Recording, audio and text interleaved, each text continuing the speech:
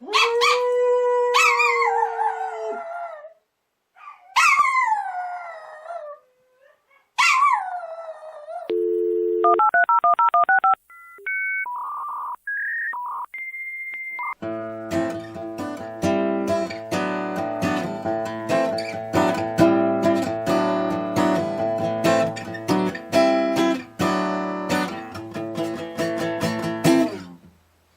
what's going on, YouTube junkies? Welcome back to the show once again. You know, I got to thinking the other day, got an idea for a video about your setup.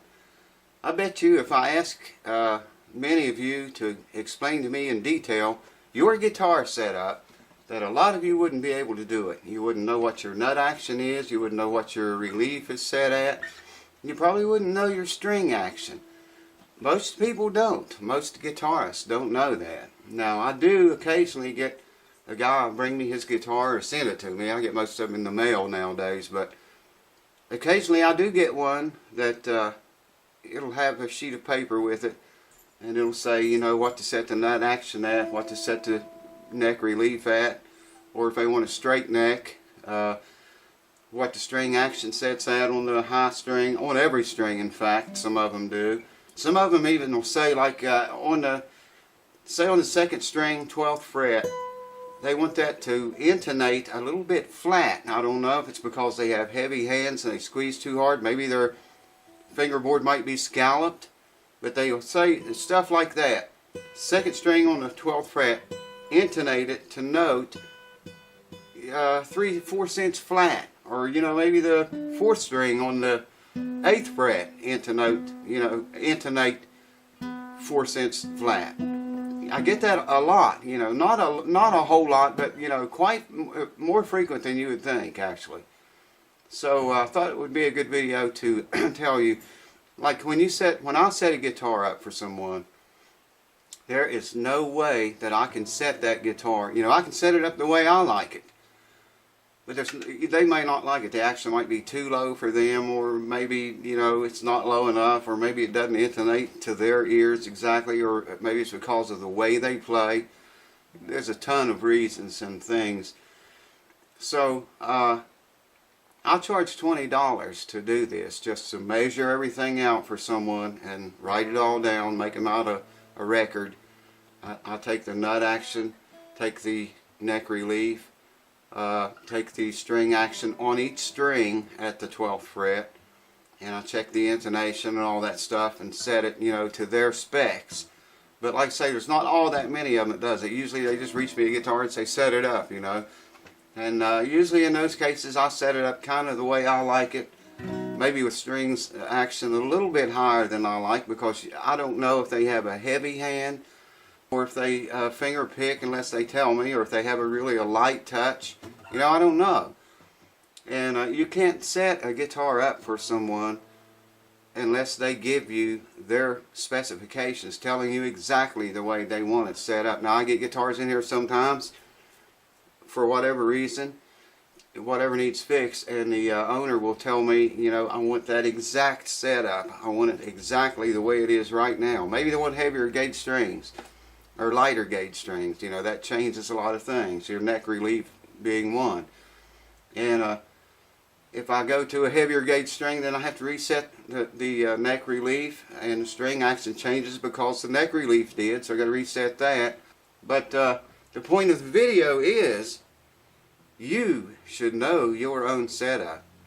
If you have a guitar and you love the way it plays, and everything about that guitar is perfect for you, man, record those numbers, guys and ladies. Record those numbers. Get them down on paper, or memorize them, or whatever you got to do. I know what all of mine are, and every guitar player should, because if something would happen to that guitar, if the neck got broke, or if just the weather, the environment changed it, wood changes all the time.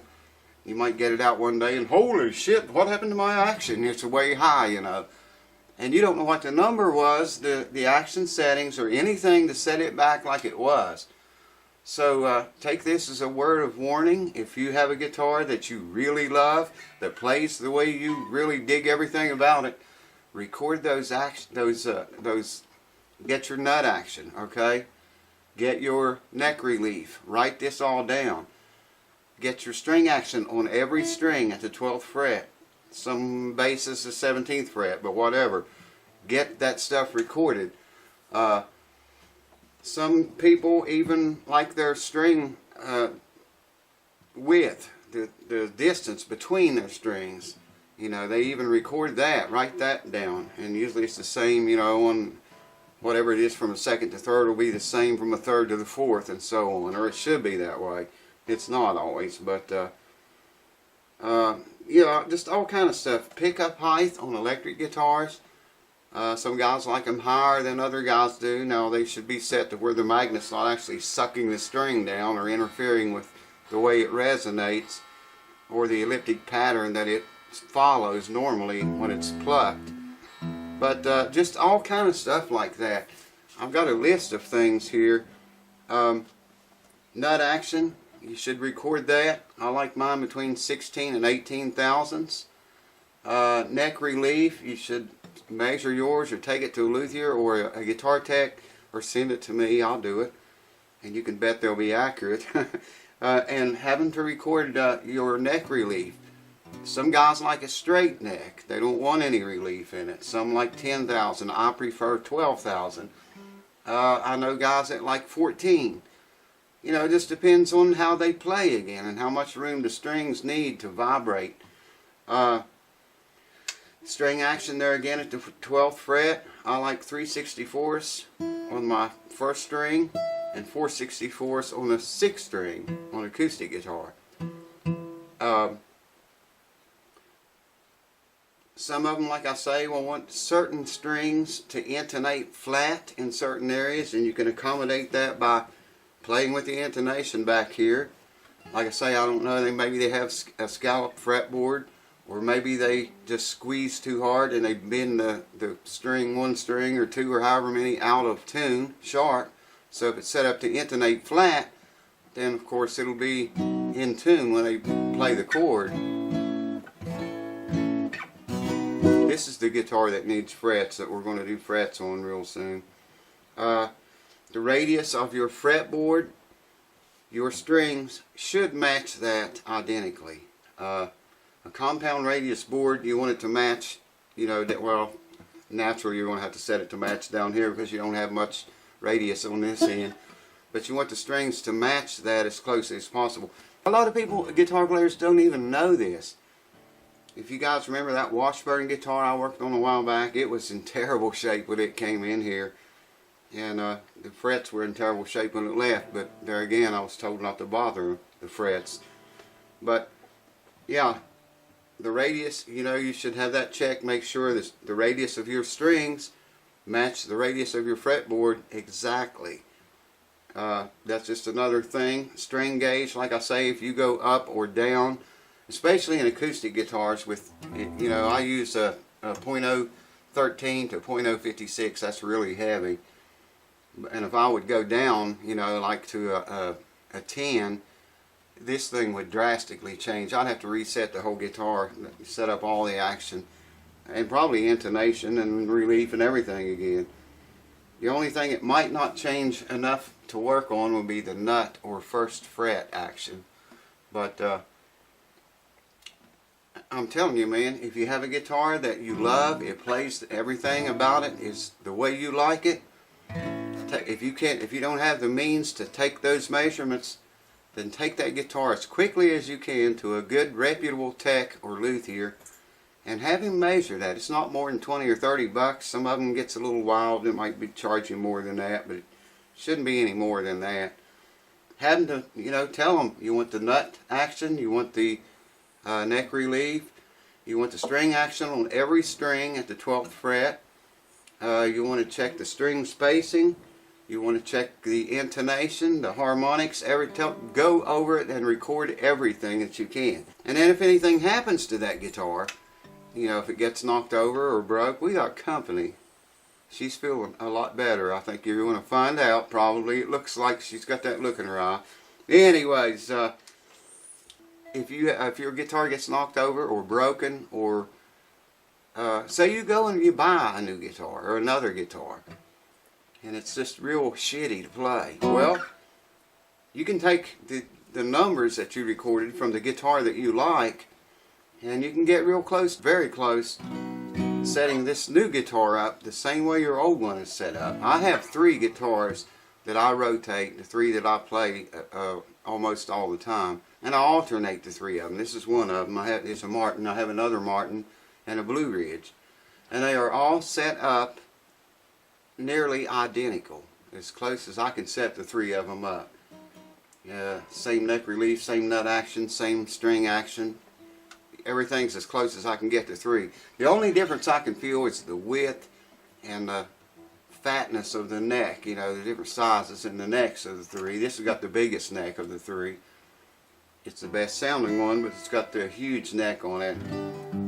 I don't know why they put such a neck on a guitar like this, unless it's got something to do with the sound, and it very well could have.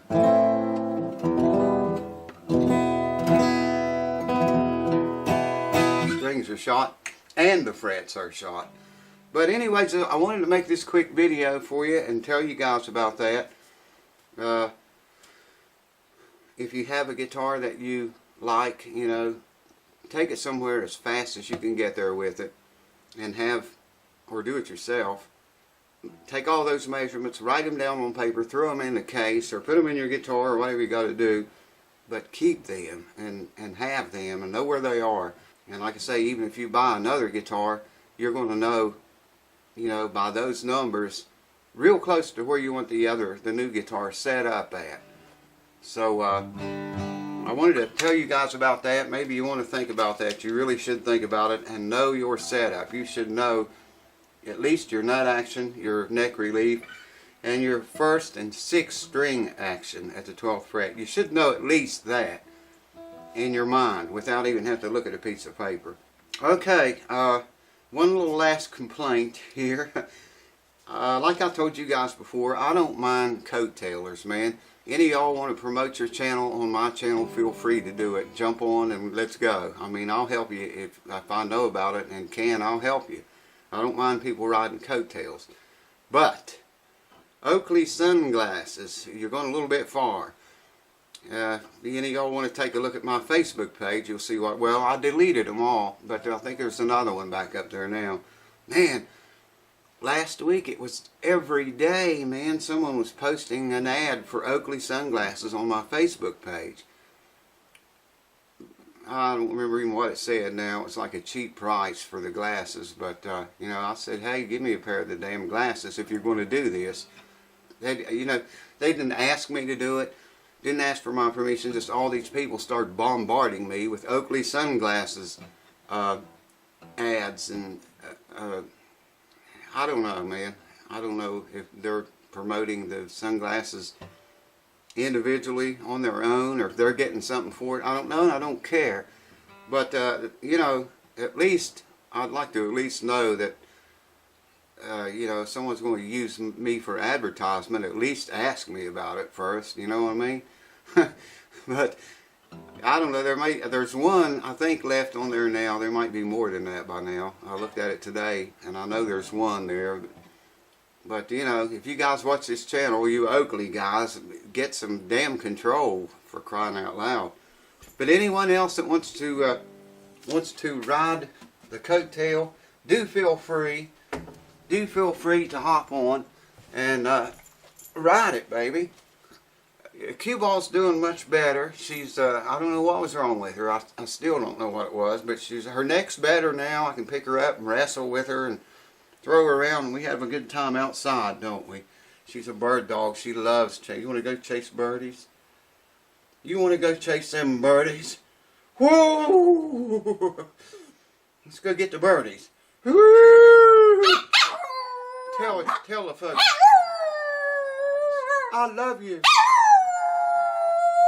Say, I love you. Don't get too excited. Yeah, good girl. Up goes the horns.